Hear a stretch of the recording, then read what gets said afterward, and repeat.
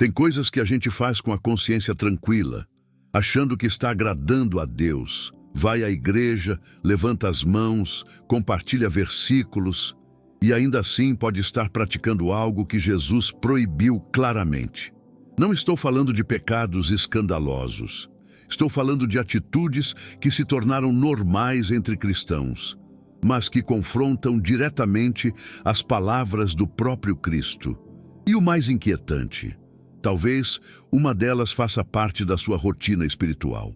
Hoje você vai descobrir 5 coisas que Jesus proibiu, mas que muitos continuam praticando sem perceber. E a última pode ser a mais difícil de aceitar. Existe uma pergunta que poucos cristãos têm coragem de fazer a si mesmos. Será que eu estou seguindo Jesus? Ou estou seguindo uma versão de Jesus que foi moldada pela cultura, pela tradição e pelo conforto da religião que a gente cresceu conhecendo? Essa pergunta não é uma acusação, é um convite. Um convite honesto para olhar com mais profundidade para as palavras que Jesus deixou e comparar com o que realmente praticamos no dia a dia, dentro de casa, dentro da igreja, dentro do coração. Porque a verdade é que a fé cristã, ao longo dos séculos, foi sendo preenchida por camadas. Camadas de tradição, de religiosidade, de hábitos que parecem santos por fora, mas que, quando colocados diante das palavras de Cristo, revelam uma tensão difícil de ignorar. E essa tensão não é sinal de fraqueza, é sinal de que a fé está viva. Jesus não foi um mestre suave que apenas confortava e acalmava as multidões. Ele desafiava, ele confrontava, ele virava mesas, literalmente. Há uma força nas palavras de Cristo que muitas vezes a religião institucional suavizou, adaptou, tornou palatável demais para não incomodar ninguém.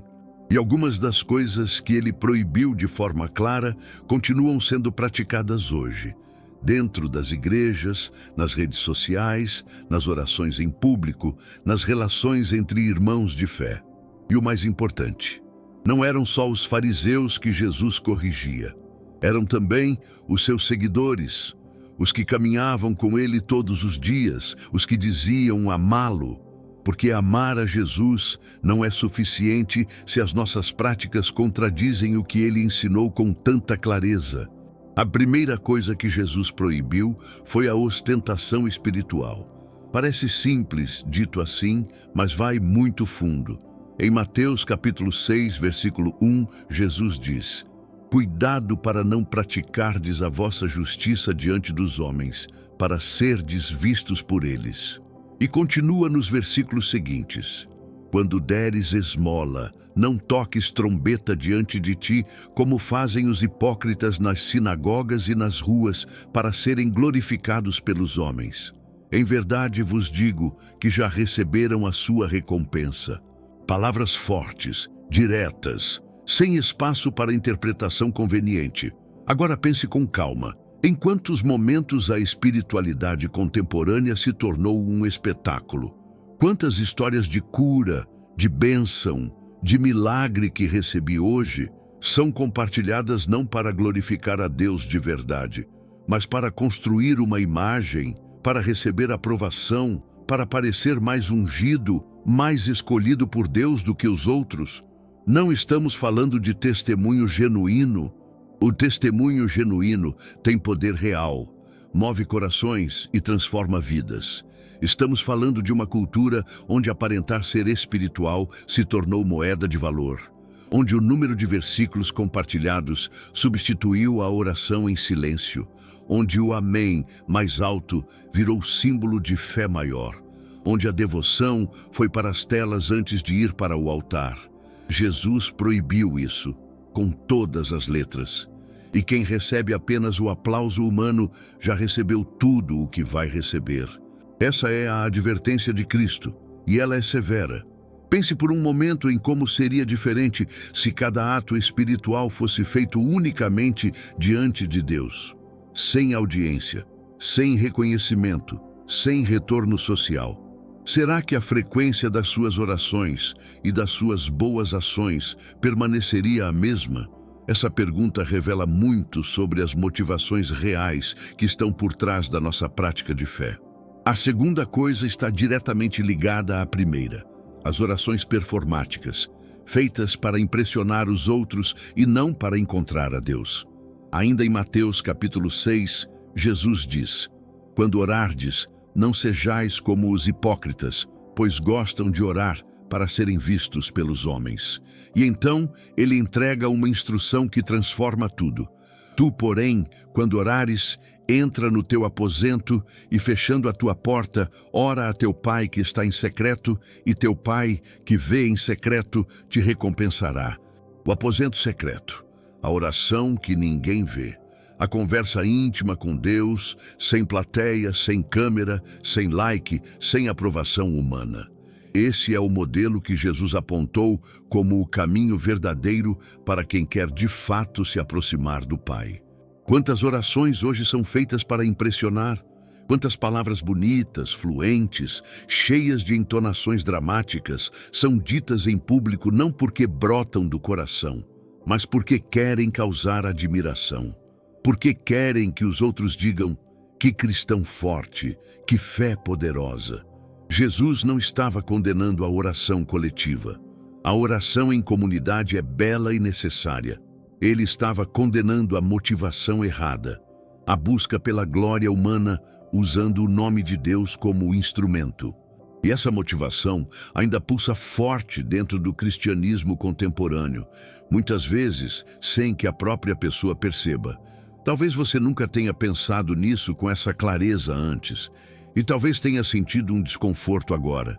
E isso é completamente normal, porque o desconforto diante da verdade é sempre o primeiro passo para uma fé mais genuína, mais profunda, mais real e mais transformadora.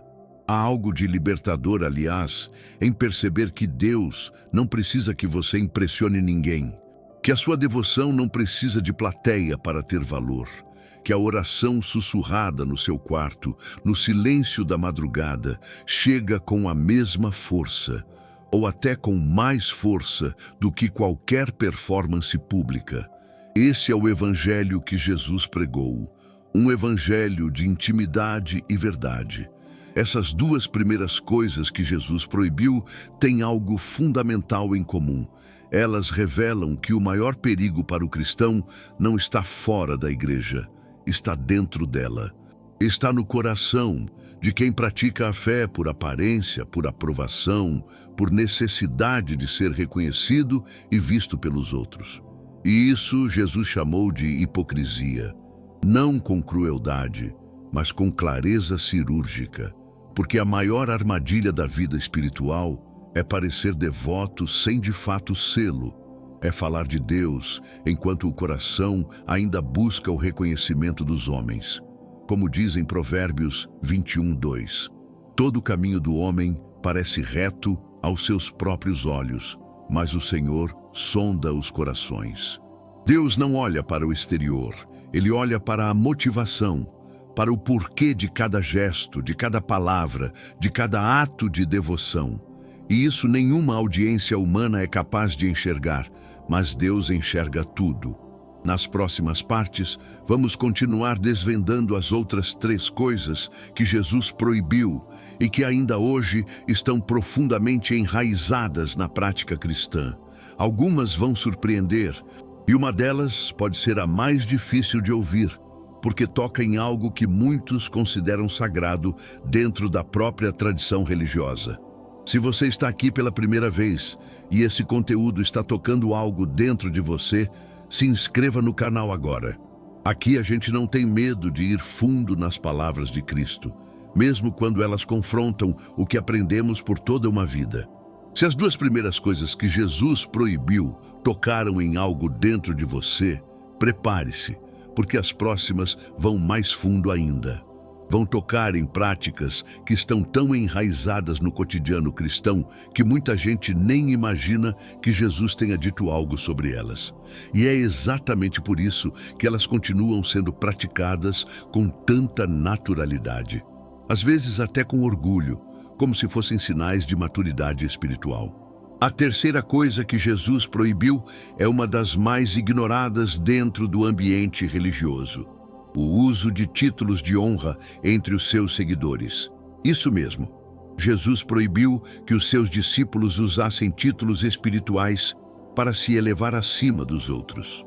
Em Mateus capítulo 23, versículos 8 ao 12, ele diz com uma clareza que deixa pouco espaço para debate: Vós, porém, não queirais que vos chamem Rabi, porque um só é o vosso mestre, e vós todos sois irmãos. E não chameis Pai a ninguém na terra, porque um só é o vosso Pai, o celestial. Nem vos chameis mestres, porque um só é o vosso mestre, o Cristo. Leia essas palavras mais uma vez, com calma, e deixe que elas pousem no coração antes de qualquer reação. Jesus está dizendo que dentro da comunidade de fé não deve haver hierarquia de títulos que coloque uns acima dos outros espiritualmente. Não porque a liderança não exista, ela existe e é necessária.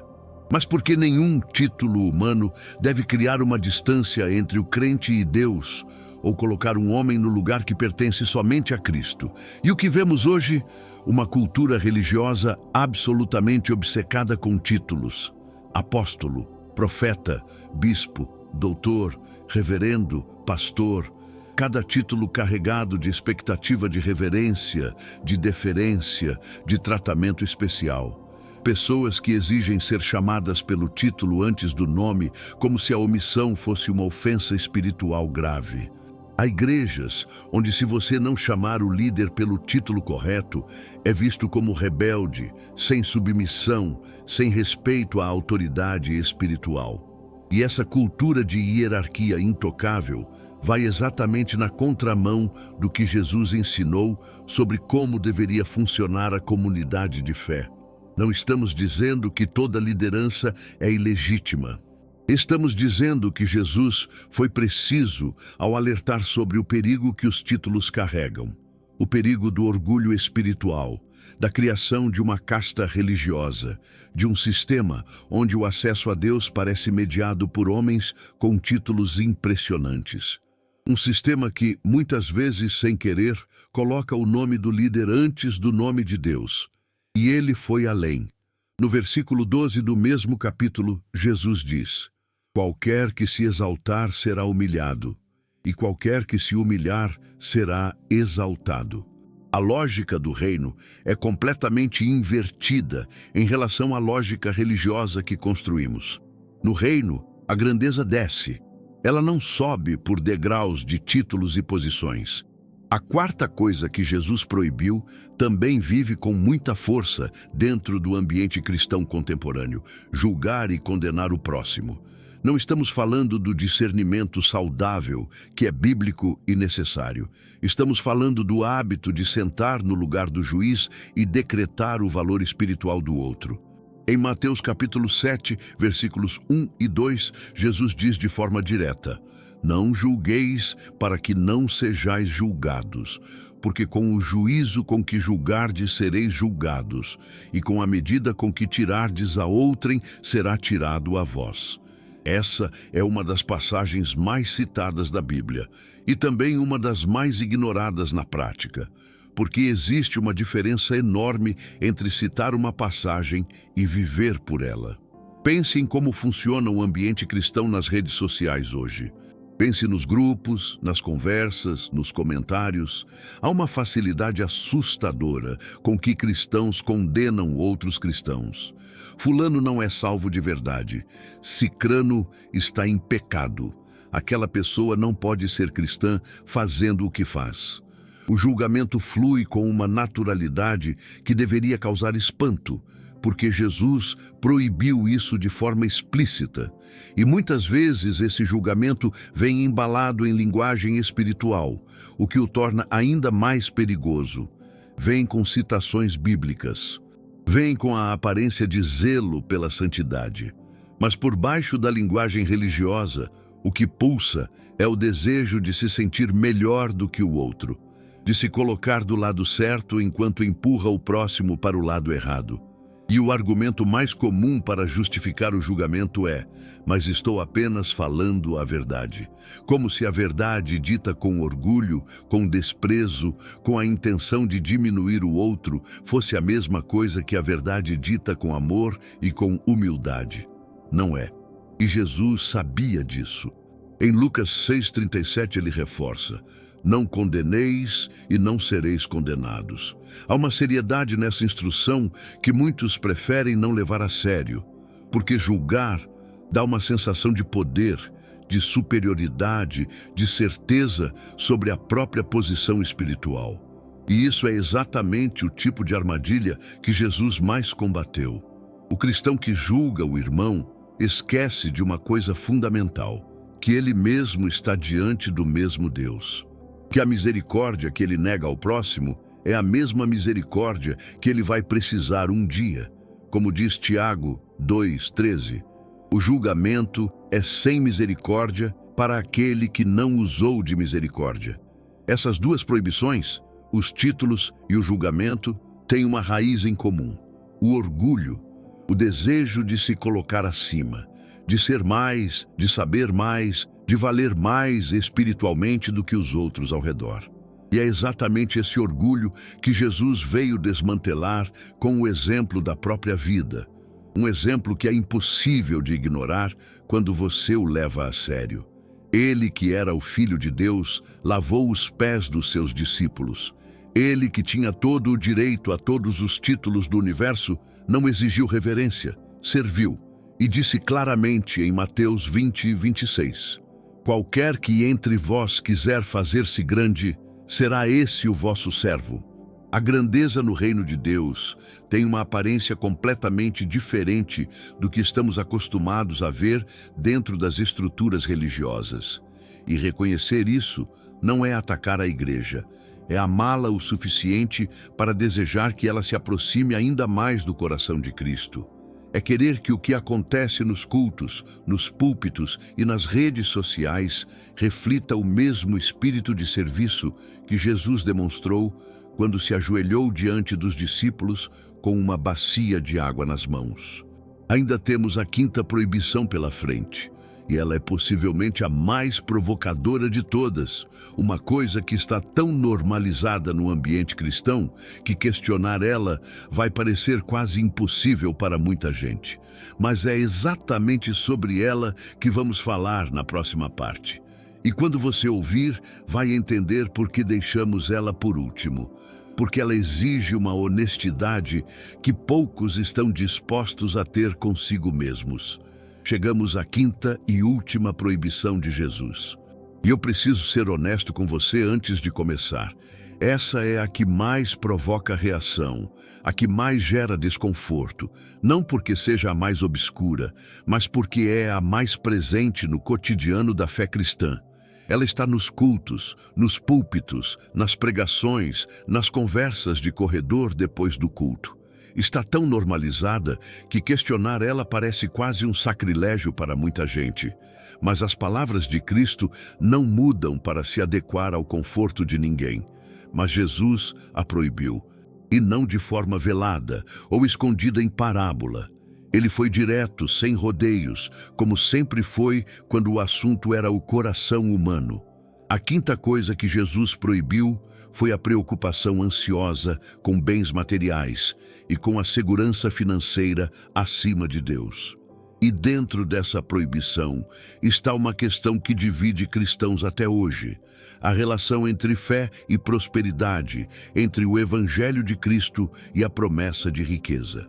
Em Mateus capítulo 6, versículos 24 ao 25, Jesus diz: ninguém pode servir a dois senhores, porque ou há de odiar um e amar o outro, ou se dedicará a um e desprezará o outro. Não podeis servir a Deus e às riquezas.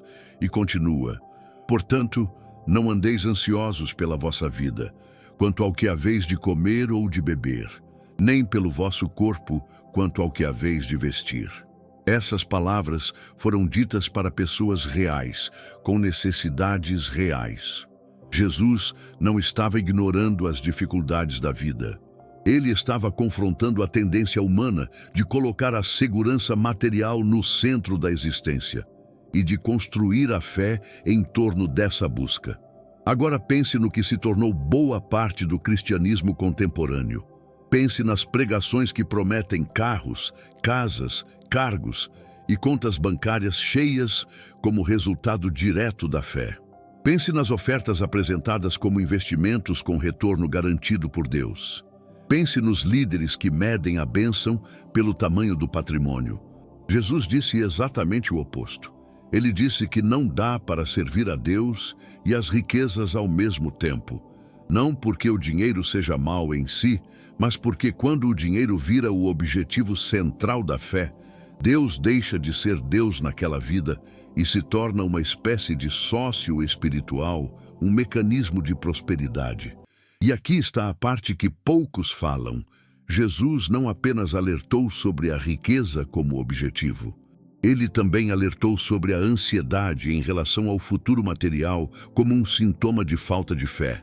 Em Mateus 6, 31 ao 33, ele diz: Não andeis ansiosos dizendo, que comeremos, que beberemos, com que nos cobriremos, porque os gentios é que procuram todas essas coisas, pois o vosso Pai Celestial sabe que precisais de todas elas. Mas buscai primeiro o reino de Deus e a sua justiça, e todas essas coisas vos serão acrescentadas. Buscai primeiro.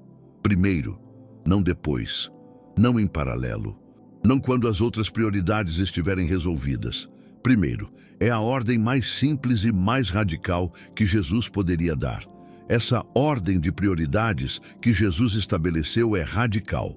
E ela confronta não apenas o cristão que corre atrás de prosperidade como objetivo de fé. Ela confronta também aquele cristão fiel, trabalhador, honesto, mas que vive consumido pela ansiedade do amanhã, que passa noites sem dormir preocupado com contas, com o futuro dos filhos, com a aposentadoria, com tudo que ainda não aconteceu. Jesus chama isso de falta de confiança no Pai e faz isso com ternura, não com condenação. Não é um convite à irresponsabilidade, é um convite à confiança, à fé que caminha mesmo sem ver o caminho completo à frente. Olhe para os pássaros, Jesus disse. Eles não plantam, não colhem, não armazenam em celeiros, e o Pai Celestial os alimenta. Considere os lírios do campo. Eles não trabalham, não fiam, e nem Salomão em toda a sua glória se vestiu como um deles. Se Deus cuida assim da criação inteira, quanto mais cuidará de você, que foi feito à sua imagem e semelhança. Essa é uma das imagens mais belas e mais desafiadoras de toda a pregação de Jesus. Bela, porque revela um Pai que cuida. Desafiadora, porque exige uma rendição que vai contra toda a lógica de controle que o mundo moderno nos ensinou. E quando colocamos essa proibição ao lado das outras quatro, a ostentação, a oração performática, os títulos de honra, o julgamento do próximo, começa a aparecer um retrato muito claro de qual tipo de fé Jesus veio estabelecer. Uma fé que não precisa de plateia, que não precisa de título para se sentir legítima, que não precisa julgar o outro para se sentir do lado certo, que não precisa acumular para se sentir abençoada. Uma fé que encontra sua força no silêncio da intimidade com Deus e que não precisa provar nada para ninguém. Uma fé que se basta na intimidade com Deus. Isso não é uma fé fácil. É, na verdade, a mais exigente de todas as formas de viver, porque ela pede algo que a religião muitas vezes não pede: autenticidade total, sem máscara, sem performance, sem a segurança de títulos ou de bens materiais como sustentação. Ela pede que você confie no invisível mais do que no visível. Isso vai completamente contra a lógica do mundo em que vivemos. Em Filipenses 4:11, o apóstolo Paulo revela algo que aprendeu na prática. Aprendi a estar contente em qualquer estado em que me encontre. Aprendeu. Não recebeu de graça. Não foi automático. Foi um processo, uma travessia, uma decisão renovada a cada dia de colocar o reino acima de tudo o mais. E Paulo escreveu isso de dentro de uma prisão, não de um palácio. Essa é a herança que Jesus deixou, não uma lista de regras vazias, mas um convite para uma vida onde Deus é de verdade o centro, e não apenas o patrocinador dos nossos planos pessoais. Onde a fé não é um instrumento de conquista material, mas um modo de ser, uma forma de olhar para o mundo sabendo que há um Pai que vê, que cuida, que sustenta, mesmo quando as circunstâncias dizem o contrário. E tudo o que Jesus proibiu, a ostentação, a performance, os títulos, o julgamento, a ansiedade material, são formas de substituir essa intimidade real com Deus por algo menor. Por aprovação humana, por hierarquia religiosa, por segurança financeira, por sensação de superioridade espiritual. Tudo isso é menor do que o que Jesus oferece. E reconhecer isso muda tudo.